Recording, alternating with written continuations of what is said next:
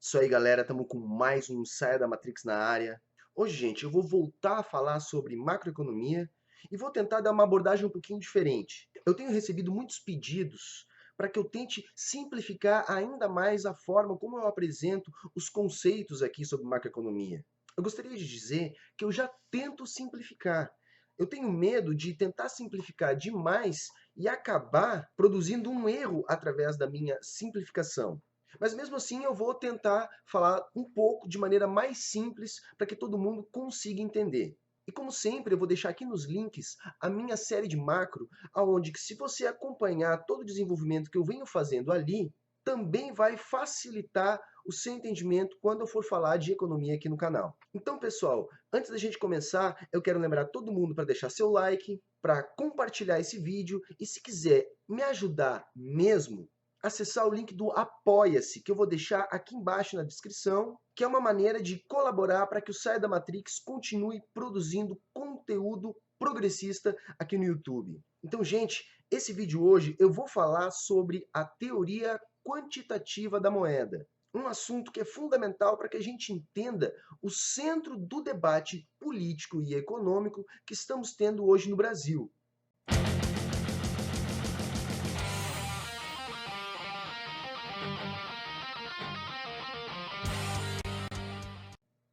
Como eu disse no meu vídeo passado, todo o debate envolvendo o ajuste econômico, ou seja, o nosso consumo, o nosso emprego, tem a ver com o entendimento a respeito da moeda. Então a gente tem que falar sobre o assunto da teoria quantitativa da moeda. A teoria quantitativa da moeda diz basicamente que o nível de preços é estabelecido pelo nível de moeda em circulação na economia. Diz que se aumentarmos o volume de moeda na economia e se não tivermos capacidade ociosa na produção, o efeito será a inflação. É uma visão bastante simples da moeda. Uma visão da moeda como uma mercadoria qualquer na economia capitalista. Aonde nós temos um raciocínio que é fácil, que é intuitivo, que crê que se há mais volume de moeda circulando na economia, o preço dessa moeda cai. Essa teoria é bastante antiga e, se não me engano, ela surge lá com Hume. Porém, ela vem sendo readaptada e reformulada muitas vezes ao longo da história do debate macroeconômico. No final dos anos 70, essa teoria voltou a ganhar força, sobretudo nas ideias de Milton Friedman, que consegue mais uma vez dar força ao debate de uma moeda enquanto um agente exógeno da economia, em função daquilo que ele definiu como uma crise dos modelos keynesianos, que partem da moeda como um agente endógeno ao modelo. Basicamente, a fórmula da teoria quantitativa da moeda é MV igual a PY. Eu não vou aqui entrar nos detalhes dessa formulação, eu vou deixar links na descrição para introduzir esse assunto para quem quiser compreender um pouco mais os pormenores da parte matemática da teoria quantitativa da moeda. O que eu quero dizer aqui é que M, meios de pagamento, V é a velocidade com que transitam na economia esses meios de pagamento, P é o índice geral de preços e Y é o produto nacional. Segundo a teoria quantitativa da moeda, a base monetária, que é a quantidade de meios de pagamento, ou seja, de dinheiro e seus similares na economia, só pode crescer no mesmo ritmo do crescimento do produto, que é o fluxo do crescimento da produção. Caso contrário, haverá inflação, que é a desvalorização da moeda. A teoria quantitativa da moeda, ela parte do princípio que os preços nominais têm que ser flexíveis e que a velocidade tem que ser constante. Porque se os preços não forem flexíveis, a política monetária pode causar ilusão monetária e aumentar a demanda agregada, que é a soma de demandas do conjunto dos agentes econômicos na economia capitalista, que a princípio é o que faz a economia girar. A teoria quantitativa da moeda é a teoria clássica da moeda, e ela conduziu o pensamento econômico até a crise dos anos 30. A partir dessa reorganização imposta ao capitalismo depois da grave crise, a teoria quantitativa da moeda perde força para o modelo keynesiano, que abriu margem para a introdução da moeda como um agente endógeno na economia capitalista. E é atribuído a esse modelo keynesiano a recuperação da economia capitalista. Embora os defensores da teoria quantitativa da moeda continuem argumentando que não, que aquela melhora foi fruto de um reposicionamento do câmbio e do excedente gerado pela Segunda Guerra Mundial. Isso aí já dá uma pista para que a gente entenda que a ciência econômica, como uma ciência social, ela também pode ser utilizada como um viés de confirmação do pesquisador ou da pessoa que está procurando fazer uma análise da conjuntura ou dos reflexos das políticas macroeconômicas. Apesar da negação dos quantitativistas às explicações keynesianas, o mainstream da academia de economia era o mainstream das políticas keynesianas ou neoclássicas. Esse paradigma começa a mudar no final dos anos 70, quando a inflação se torna um problema para as economias do centro do mundo capitalista. Neste momento, volta a ganhar força o discurso quantitativista a respeito da moeda. Um dos principais nomes da economia a trazerem de volta a teoria quantitativista foi Milton Friedman. Já na época que Friedman apresenta seus argumentos, ele vai sofrer uma crítica. A crítica, por exemplo, diz que a velocidade não é constante e que os preços nominais não são flexíveis. Logo, há ilusão monetária. E também não há como garantir que a base monetária cresça no mesmo ritmo do produto. Existem muitas formas de atribuir aos preços nominais uma rigidez. Uma delas diz que se não houver rigidez nos preços nominais, não há moeda. Não há como quantificar o produto. Não há uma unidade de conta. E o crescimento da base também não pode ser controlado, porque o sistema privado, que não é controlado diretamente pelas autoridades responsáveis pela política monetária, expandem a base monetária através do multiplicador dos depósitos. Vai ficar linkado aqui embaixo um vídeo antigo, onde eu falo do multiplicador dos depósitos como sistema de reserva fracionada. E também porque há N ativos muito líquidos na economia que também funcionam como meios de pagamento e que também é impossível de controlar o volume do crescimento destes ativos. Entretanto, o que Friedman faz é calcular uma média dos ativos existentes concorrentes na economia ao longo das expectativas de ganhos dos agentes econômicos, ao longo de todo o seu ciclo de consumo. Uma espécie de média de expectativa de ganhos no ciclo de vida dos agentes econômicos. Ele faz essa média para estabelecer a velocidade na teoria quantitativa da moeda como constante. Essa hipótese ela pode parecer pouco provável, mas o Friedman argumenta que ela é verificável no longo prazo. Os opositores vão dizer que não há uma relação de causa e efeito nessa verificação apontada pelo Friedman. O Friedman diz que isso não importa, já que o resultado é esse. Os defensores dessa repaginada da teoria quantitativa da moeda argumentam que os preços nominais só são rígidos se não houver inflação. E a inflação é o resultado do déficit público. Mesmo os opositores invertendo essa relação.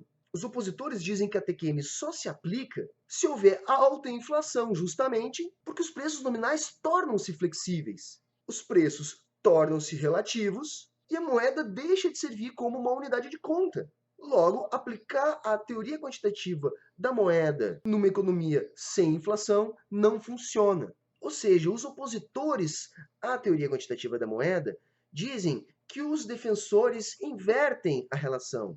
Eles dizem que os defensores da teoria quantitativa da moeda dizem que é o rabo que balança o cachorro, e não o cachorro que balança o rabo. Sargent e Lucas, por exemplo, para utilizar o modelo quantitativista, argumentam que controlando o déficit público e os juros nominais, se controla a expansão da base, sim, porque se controla a vantagem de reter dinheiro em caixa. E aí eu vou pedir para você assistir o vídeo passado aqui do canal. Lá eu falo disso e apresento links de outros vídeos que eu falo mais disso para que você possa entender. Porém, os opositores deles argumentam que mesmo que essa influência seja verificável, é impossível estabelecer um crescimento do volume de meios de pagamento igual ao crescimento do produto, e que isso sim é verificável empiricamente. Ou seja, argumentam que A base não cresce no nível do produto. Os defensores da teoria quantitativa argumentam que não importa. Não importa porque se houver uma política de austeridade fiscal, forçando sempre a moeda a um viés contracionista, o resultado será o controle da inflação. Então reparem, gente, o debate em relação à teoria quantitativa da moeda começou na academia de economia ao mesmo tempo que na política, o que é uma característica das ciências humanas. E independente desse debate, a vitória política foi dos defensores da teoria quantitativa da moeda.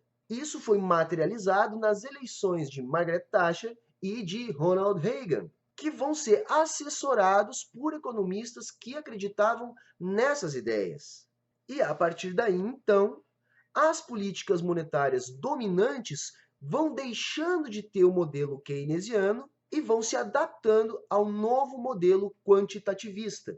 Aí, gente, o que eu quero demonstrar para vocês é que os resultados dessas alterações, elas não vêm no curtíssimo prazo ou no curto prazo. É necessário um distanciamento. É necessário que os agentes econômicos incorporem totalmente, ou pelo menos em grande parte, essas alterações para que os resultados comecem a aparecer. E aí, nesse caso, ambos os lados desse debate econômico observam os resultados de acordo com o seu viés, de acordo com a sua visão de mundo. Tendem a enxergar os resultados sempre com um viés de confirmação de suas ideias políticas. Os defensores da teoria quantitativa da moeda veem a moeda como um agente exógeno aos modelos econômicos. Seus opositores veem o contrário, a veem como um agente endógeno e, portanto, podendo ser manipulada. Argumentam, diferente dos defensores da TQM, que a moeda não é neutra na economia, que ela pode colaborar no aumento da produção através do estímulo à demanda agregada, que é o conjunto de demandas dos agentes econômicos.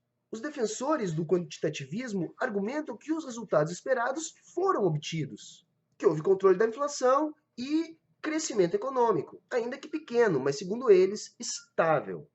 Os opositores enxergam outra coisa. Argumentam que esses resultados foram obtidos por outras razões que não a política fiscal. Falam, por exemplo, em agentes estruturais de cada economia, de estágios de desenvolvimento diferentes dos agentes macroeconômicos na competição do mercado global. Falam em assimetrias das mais diferentes origens. E, sobretudo, dizem que esses resultados positivos só se apresentam nas economias desenvolvidas do capitalismo. Dizem que nas economias periféricas, essas mesmas políticas agravam a desigualdade e impedem o desenvolvimento. Os opositores argumentam que o desenvolvimento das economias centrais se deu baseado em políticas expansionistas e que agora, neste estágio, eles podem adotar um modelo diferente, justamente pelo estágio de desenvolvimento das suas forças produtivas em relação às economias competidoras no mercado internacional. Concluindo, podemos dizer que a teoria quantitativa da moeda foi imposta como um fato politicamente, mesmo não sendo consenso acadêmico. Seus resultados na economia global, como vimos, são até hoje amplamente discutíveis. E embora tenham sido considerados corretos entre o início dos anos 80 até hoje, desde 2008, vem se fortalecendo os grupos que dizem o contrário. Os opositores aos quantitativistas voltam a receber atenção dentro do debate macroeconômico. Economistas como Joseph Stiglitz, Thomas Piketty e Rajon Cheng têm muito do seu sucesso atrelado ao fato de serem questionadores desse mainstream. Veja, por exemplo, a recuperação dos países periféricos da Europa em relação à crise de 2008 ajuda a corroborar a tese dos opositores da TQM. Eles argumentam, por exemplo, que nesses países, onde o ajuste foi mais severo, os resultados são os piores, se comparados com os outros países que não realizaram ajustes tão severos. Embora os defensores da TQM continuem argumentando que essa diferença se dá por causa do descontrole fiscal nesses países ser ainda maior do que nos centrais da economia capitalista. Só que o debate não para, justamente porque o outro lado vai dizer que essa diferença se deu por questões estruturais dos países centrais. Questões estruturais construídas com base em políticas expansionistas. É um debate que fica em ciclos. Ok, galera, eu particularmente compactuo com a visão keynesiana da moeda, mas eu reconheço esse debate. E a razão desse vídeo aqui é apenas para mostrar para todo mundo que todo esse ajuste político que está acontecendo hoje no Brasil tem a ver com a visão de mundo do grupo político que está no poder. Que esse discurso da austeridade fiscal não é consensual como alternativa para a economia, que isso é apenas o reflexo da visão de mundo de um determinado grupo político. Uma visão de mundo que, como eu falei, está no centro de muito questionamento. A própria ONU vem já produzindo alguns textos contrários às políticas de austeridade fiscal, dando já um indício que estamos diante de uma possível mudança de paradigma, já que desde os anos 80 temos um crescimento baixo com a promessa de não termos mais crises. E, do mesmo jeito, a crise voltou. Aí então, os defensores do outro modelo de moeda argumentam que durante a execução do seu modelo, tivemos décadas de vigoroso crescimento, apesar de termos que conviver com uma creeping inflation, ou seja, uma inflação pequena, porém constante. Mas esse é um debate para um próximo vídeo. Tá ok, galera? Quem gostou, então, curte, compartilha, se inscreve no canal. Se quiser ajudar mesmo, colabore no nosso Apoia-se, link na descrição. Falou, valeu e até a próxima!